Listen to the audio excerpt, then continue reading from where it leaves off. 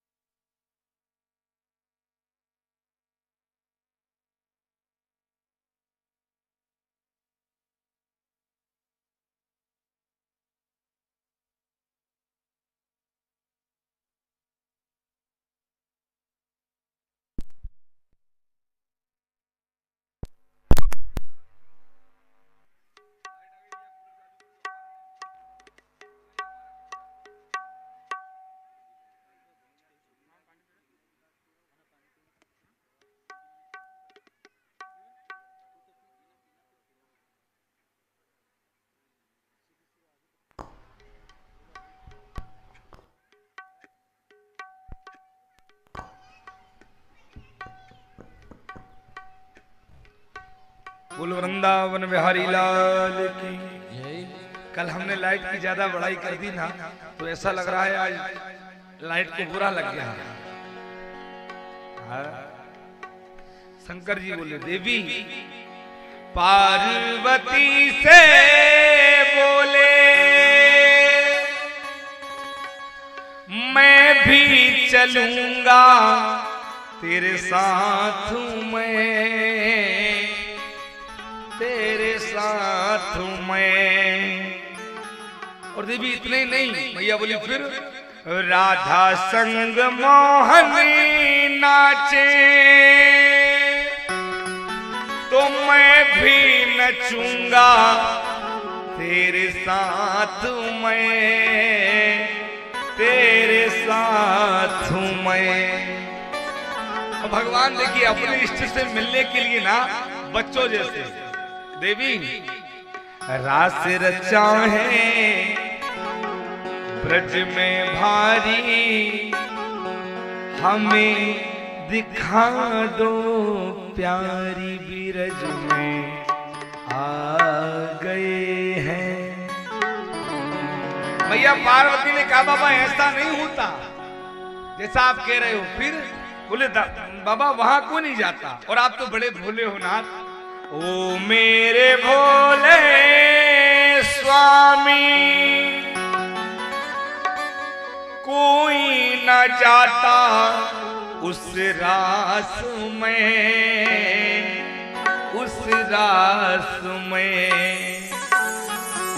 एको अकेले मोहन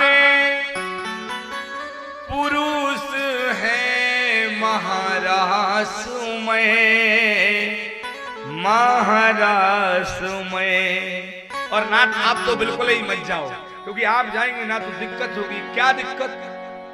हंसी करेंगी ब्रज की नारी, मानो बात हमारी बिरज में आ गए हैं। शंकर जी बोले एक काम करो, ऐसा नहीं हो रहा ना तो तुम एक काम करो, क्या तुम मुझे तैयार कर दो। तैयार कर दो? अच्छा तुम पुरुष बना के मत ले जाओ, मुझे नारी बना के रख लो, पर मैं अपने इष्ट का जरूर देखूंगा, नृत्य में जाऊंगा महाराष्ट्र में। मैया बोली बाबा पकड़ा गए तो बहुत हंसी होगी, हैं? एक तो आप वैसे ही इतने ऊंचे हैं और फिर आपके ऊपर आपका तो जूड़ा है, जटाजूट गंगो है, जटाजूट है वो ऊंचा, तो इतनी लंबी महिला होती नहीं, और मान लो हो भी गई तो बाबा आप कब तक मुंह छिपाएंगे? शंकर जी बोले हम नहीं जानते, तुम तो एक काम करो, ऐसा सजा दो मुझको कोई न जाने इस राज को, इस राज को। मैया बोले कोई पूछेगा तो फिर क्या कहूंगी, आप नए नए हो। शिव जी बोले एक काम करना, क्या? मैं हूं सहेली तेरी,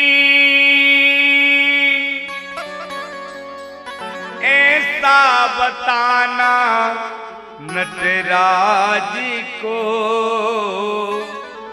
नटराज को।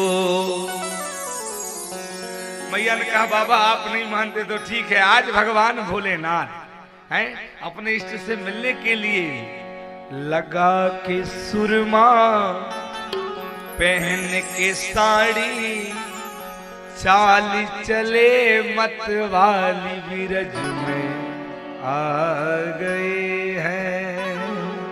अच्छा महाराष्ट्र पहुंचे, महाराष्ट्र में पहुंच करके नृत्य कर रहे हैं, और भगवान श्री कृष्ण बंसुरी बजा रहे हैं, गोपिकाओं के साथ भगवान भी हिल रहे हैं। पर एक बात बताओ, क्या भगवान की माया से कोई छुप सका है?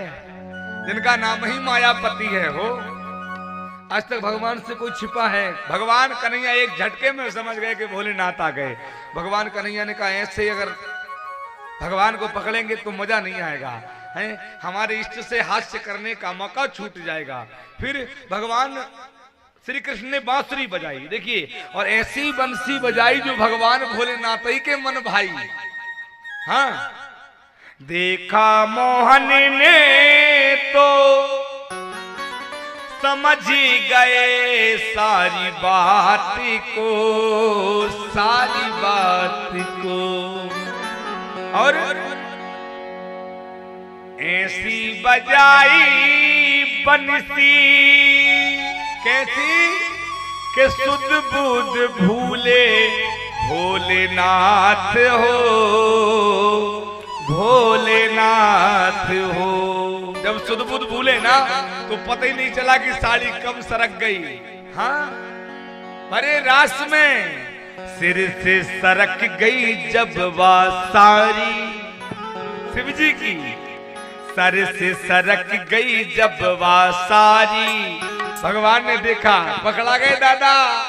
शिव जी बोले पकड़ा गए, तो देखे भगवान सिर से सिरक गई जब वह सारी, तो मुस्काए मुस्काए बनबारी बिरज में आ गए हैं, बिरज में आ गए हैं। ओ एक इतना भोले भंडारी बन के ब्रज की नारी बिरज में आ गए हैं, बिरज में आ गए हैं, बिरज में आ गए हैं, बिरज में आ गए हैं।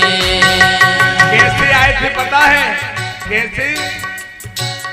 ऐसा सजा दो हमको कोई न जाने इस राज को, इस राज को।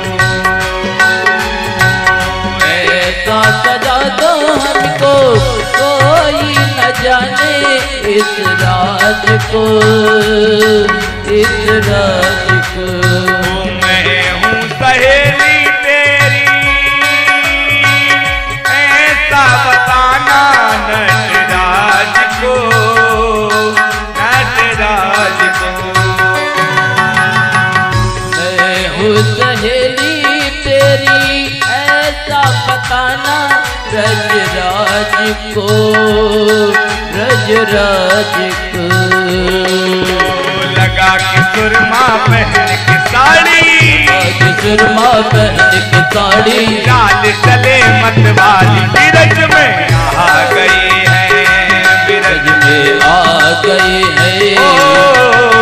एक दिना भोले भंडारी बन के ब्रज के तारी, ब्रज में आ गए हैं, वृंदावन आ गए हैं। भगवान भोलेनाथ कहे दादा तुम्हारी बंसी जब मेरे मन को मोह सकती है ना, तो ये बंसी अब 3 लोगों में किसी को नहीं छोड़ेगी, सबको मोहेगी।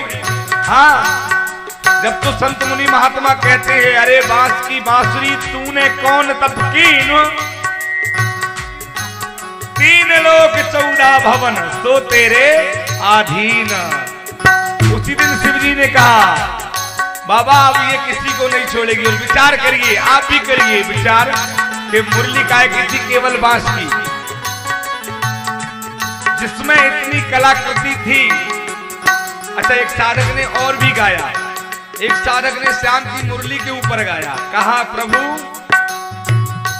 सोने की होती तो क्या करती ये मुरली, सोने की होती तो ना जान क्या करती मुरली, सोने की होती तो क्या करती ये बंसी, सोने की होती तो क्या करती ये मुरली, जब बांस की हो करके, जब बांस की हो करके इतना तड़पाती है, जब बांस की हो करके कितना तड़पाती है।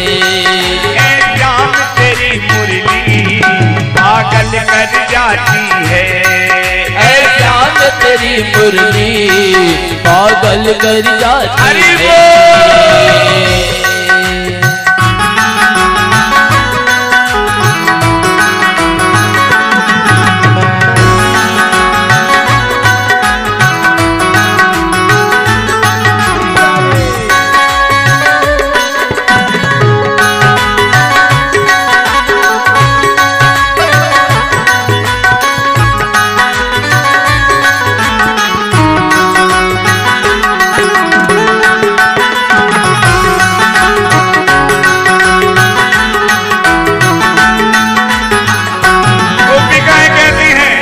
गोपियों ने कहा महाराज में प्रभु तुम गोरे होते तो क्या कर जाते मोहन, तुम गोरे होते तो क्या कर जाते मोहन, तुम गोरे होते तो क्या कर जाते मोहन, तुम गोरे होते तो क्या कर जाते मोहन, जब काले रंग पर ही, जब काले रंग पर ही दुनिया मर जाती है, जब सावले रंग पर ही दुनिया मर जाती है। ऐ श्याम तेरी मुरली पागल कर जाती है, ऐ श्याम तेरी मुरली पागल कर जाती है। ऐ श्याम तेरी मुरली पागल कर जाती है, ऐ श्याम तेरी मुरली पागल कर जाती है।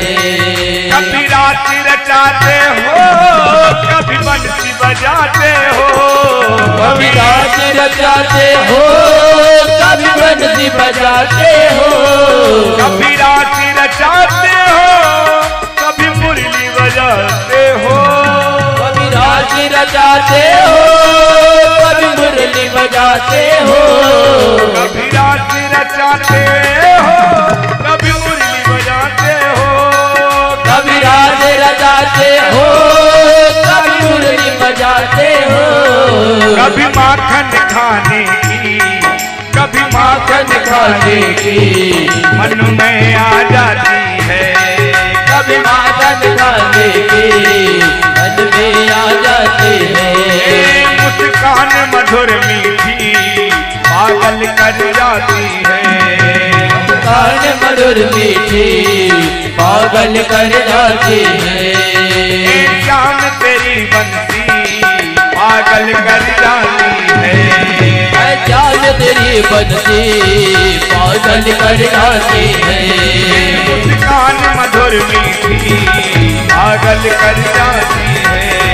मुस्कान मधुर मीठी पागल कर जाती है।